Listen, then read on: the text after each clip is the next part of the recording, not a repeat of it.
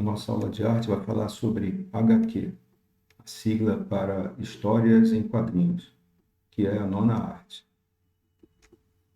Então, a gente tem aqui uma colagem, Turma da Mônica, Turma do Pererê, Calvin e Wolverine. Algumas das histórias mais interessantes que nós temos aqui. E além de outras, né? As HQ fazem parte da vida de muitas pessoas. Estão nas tiras de jornais, de revistas, nos gibis com histórias completas, personagens importantes. Foram criadas com esse gênero textual, que se tornaram conhecidas em todo o mundo, tais como Mônica, Mafalda, X-Men, Zorro, Superman, Super-Homem, Snoopy, entre outros. No século XX foram consideradas como um importante meio de comunicação. As HQ ganharam espaço no mundo, recebendo o título de A Nona Arte.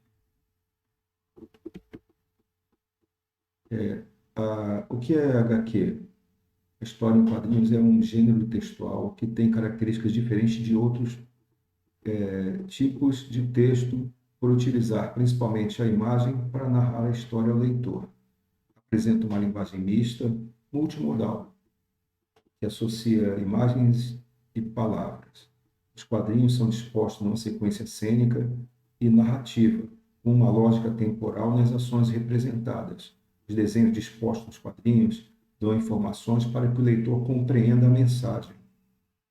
Algumas HQ apresentam apenas imagens, por isso exigem do leitor atenção aos desenhos, e aí, no caso, a expressão facial das personagens e cenários. Qual a origem das HQ?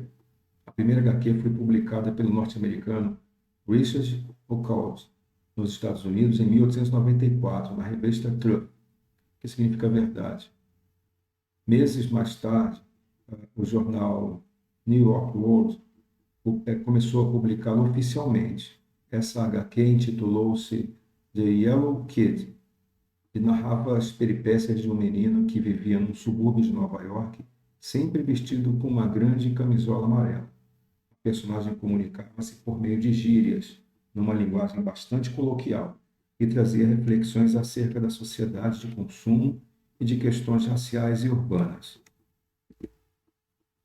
E a imagem, então, The Yellow Kid, né? Menino usando aí a camisola amarela.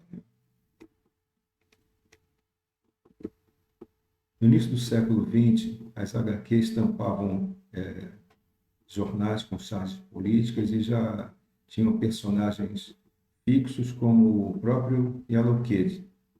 Nas décadas de 1920 e 1930, surgiram personagens como o Gato Félix, de Pat Sullivan, Tintin, de Hergé, Mickey Mouse, Pato Donald, de Walt Disney, Batman, de Bob Kane, Super-Homem, de Jerry Siegel e Joe Shuster. No mundo, as histórias em quadrinhos estão presentes em todo o mundo e existem várias personagens emblemáticas. Uma delas é Mafalda, criação do cartunista argentino Quino, no ano de 1964. Nessa tirinha, a garota de aproximadamente 6 anos de idade possui um pensamento reflexivo e questionador acerca da realidade mundial, sempre trazendo um ponto de vista humanista sobre as situações. Mafalda é muito conhecida em toda a América Latina e na Europa. E se tornou um símbolo argentino. As pessoas esperam que o ano que está começando seja melhor que o anterior. Gosto que o ano que está começando espera que as pessoas é que sejam melhores. Então, ela faz uma reflexão, um tom humanista, e essa é uma intenção do cartunista, né, do autor. Graphic novel.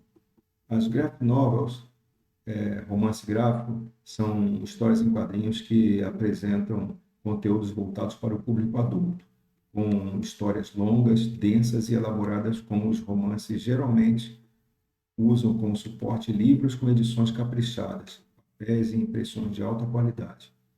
Como exemplo importante dessa forma de arte, temos a obra Maus, de Art Spiegelman, publicada em duas partes, em 1986 e 1991. Nesse romance, o autor narra as memórias de sua família pela perspectiva de seu pai, que, junto com sua mãe, passou pelos horrores do Holocausto na Alemanha nazista. Na história, os judeus são representados pela figura de ratos e os nazistas aparecem como gatos. Maus ganhou o prêmio Pulitzer de literatura, que é oferecido a obras jornalísticas desde 1992. Foi a primeira vez que uma história em quadrinhos ganha esse tipo de reconhecimento. E aí na imagem, né, vemos ali os gatos, ali o gato, né, na figura estilizada de Adolf Hitler, é bem caracterizada pelo bigode, né, e os ratos.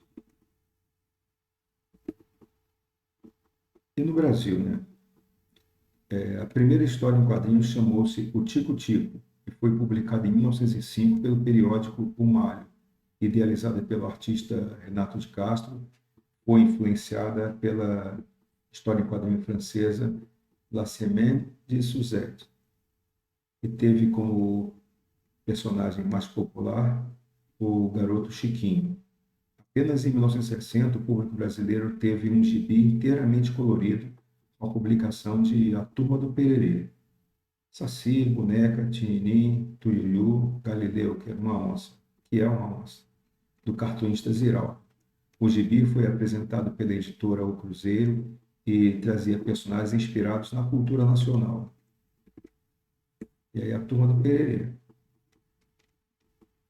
mais conhecido nosso aí, das tradições, Pererê ali, né?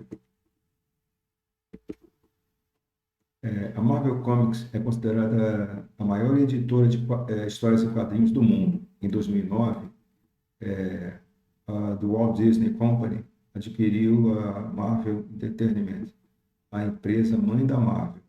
A empresa conta com diversos personagens bem conhecidos como Homem-Aranha, Homem-Formiga, Capitão América, Capitão Marvel, Vespa, Demolidor, Justiceiro, Homem de Ferro, Thor, Hulk, Pantera Negra, Wolverine, entre outros, né? Muitas dessas personagens foram interpretadas na sétima arte, no cinema. E aí um quadro, né, original aí em inglês do Homem-Aranha com o Capitão América. Vamos assistir a uma cena de outra personagem dessa Marvel.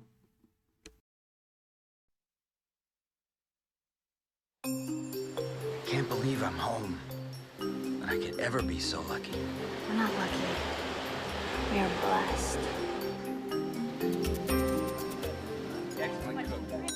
All right, everybody, quiet down. This is the first family reunion we've had in 5 years.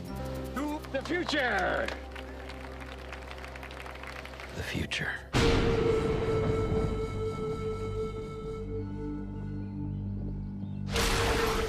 The future was something my family would never see.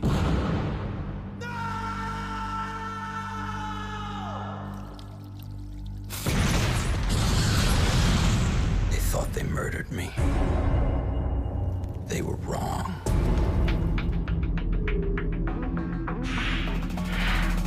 They were dead wrong. That man must die. Do it! Don't let your memories kill you. They can't kill me. I'm already dead.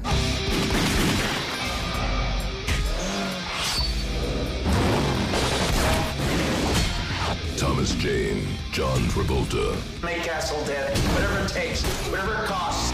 This is not revenge. It's punishment.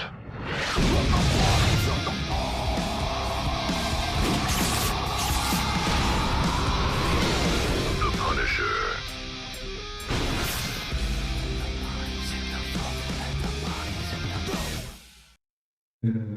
Quero chamar a atenção de vocês.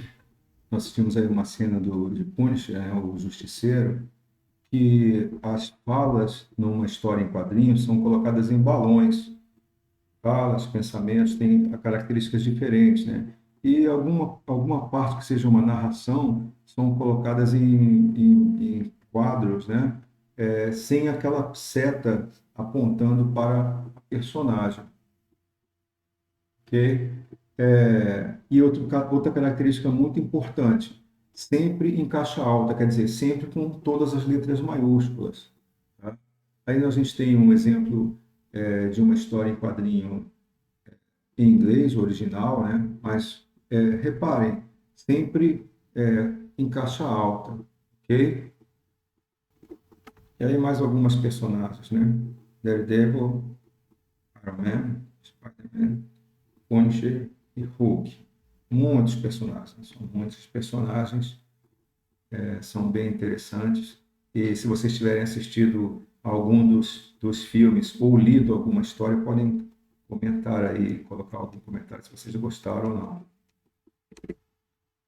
Em 1959, Maurício de Souza criou seu primeiro personagem, o Bidu, que futuramente viria a ser o cãozinho do personagem Franjinha.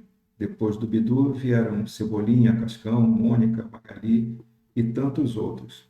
Hoje, a Maurício de Souza Produções conta com cerca de 400 personagens e suas criações chegam a mais de 30 países, com um número avassalador de mais de 1 bilhão de revistas vendidas. A empresa se tornou a maior produtora de histórias em quadrinhos do Brasil. E aí um apanhado aí de várias personagens aí do Maurício de Souza. Eu li bastante essas histórias, muito mesmo.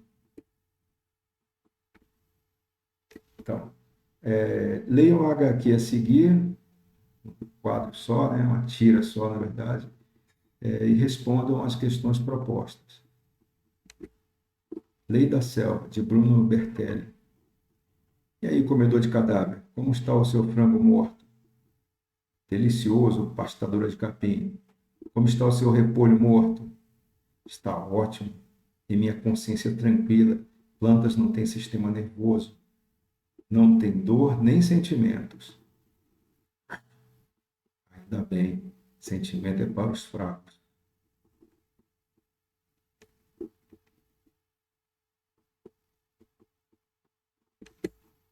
Bom, número 1. A HQ apresenta personagens que discutem o valor nutricional dos alimentos, entendem ser melhor comer carne, se ofendem pelo que comem ou entendem que vegetais sejam mais nutritivos.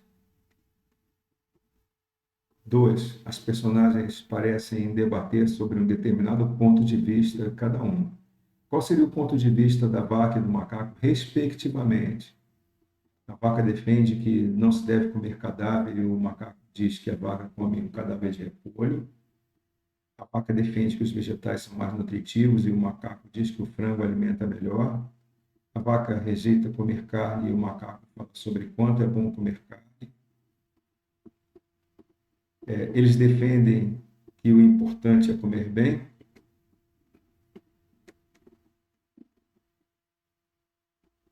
E a terceira. Ao final, as duas personagens são devoradas por uma planta carnívora.